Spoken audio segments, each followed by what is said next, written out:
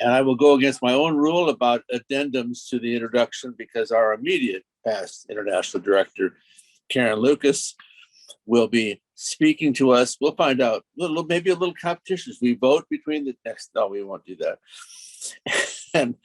and her title is, I'll get to my paper here and find out where I have it. It is Directed Evolution Practically Applied. Directed Evolution Practically Applied. Karen Lucas.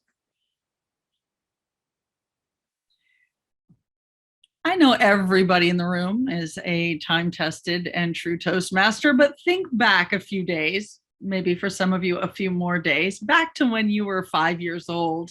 Remember being asked what you want to be when you grow up? Drop it in the chat. What did your 5-year-old self want more than anything to be when they got to grow up? What did you find yourself saying in your 5-year-old voice? Fireman, yeah, an astronaut. Shocker, Mark. Yes. Some people are shaking their heads like, no. A cop, a lawyer. Oh, Esther, that's awesome. Drive the trash truck. Very cool. Hey, they got to go everywhere. Doctor, chicken farmer. Yeah, Lois. A model. Ooh, Ryan. Another astronaut in the house. My answer seemed pretty practical until I was told, if you hadn't noticed my chat reply, it was a Navy SEAL. What the fruit? Why did I want to be a Navy SEAL at 5 years old? Well, I was born into a family business, and I was born to the second generation. Grandpa was into screw machine parts and did parts that went onto airplanes and other stuff after he got back from World War II in Los Angeles. He was a machinist and super dedicated to his craft. He knew how to put planes up in the air. Dad was voluntold to Vietnam and learned firearms and special munitions and knew how to take those planes down. Pretty much all you need to know about Gen 1, Gen 2 of the family business. Needless to say, the clients and some of the buyers that my dad had military experience, and I heard them chatting and talking and telling all sorts of fun stories. So when somebody asked me at my pre-K, what do you want to be when you grow up? And I gave my honest to God answer, I was told in no uncertain terms that was ridiculous. Women can't be Navy SEALs. So I had to think of something else. And while I was pondering that in my single digit self, I was working at the shop. I was cleaning and machining and doing second ops and all that fun stuff.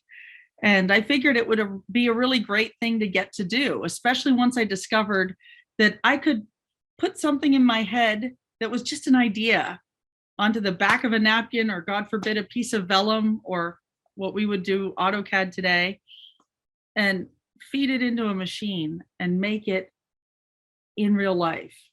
Something from here to here, something tangible, something that could solve problems. I thought that was pretty awesome. When I turned 16 and left high school for college, I signed up for college, but I also signed on to the idea of going to work regularly at the shop in the family business. And I found out very quickly my dad's timetable was vastly different. He had one speed, and it wasn't going to be one that was going to be conducive to me really working as a verb in a meaningful way. And I remember hearing my grandfather give me this advice that was really helpful and not within earshot of my dad.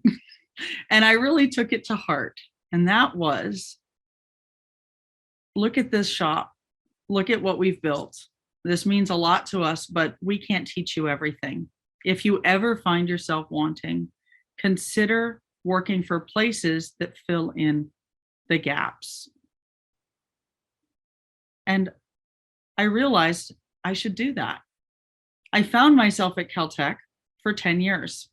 First in environmental health and safety, after being in pre-hospital care, doing search and rescue, being on an ambulance, having a lot of fun doing that kind of stuff, getting to travel extensively in my 20s, abroad and overseas. I come to this place, Caltech, 1,000 labs, no two the same. Students, staff, faculty, postdocs, Nobel laureates, field medal recipients, just the best and the brightest, trying to figure out the basic questions of why we're here and what we do.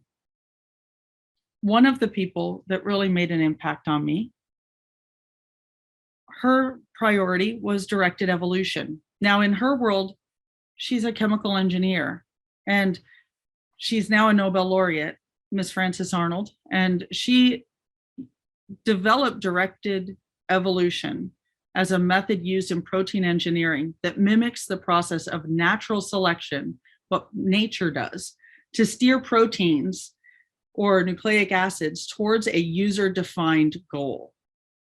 All right, if I lost most of you and your eyes just rolled up into the back of your head, don't worry, it's all good. I thought about her work and what she was doing. I thought about the concept of directed evolution. And I said, maybe I can do that. Maybe I can direct my own evolution, especially since I started this whole Toastmasters thing back in 2007 at Caltech, because I needed to deal with carbon-based life forms.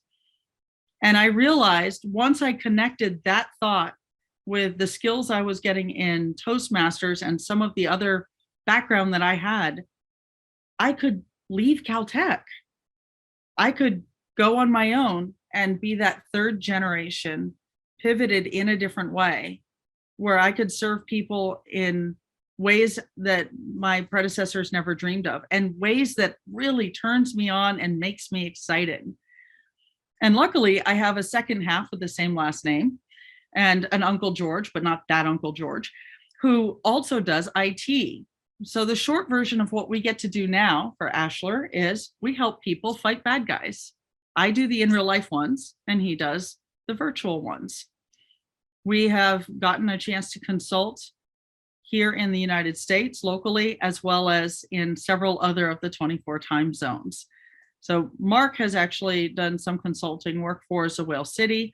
When Ahmed Zawel was alive, he supported him at Caltech, and then we ended up getting to support Zawel City when they were rejiggering and bringing up their protocols for the IT group. And that was his first international experience getting to do that.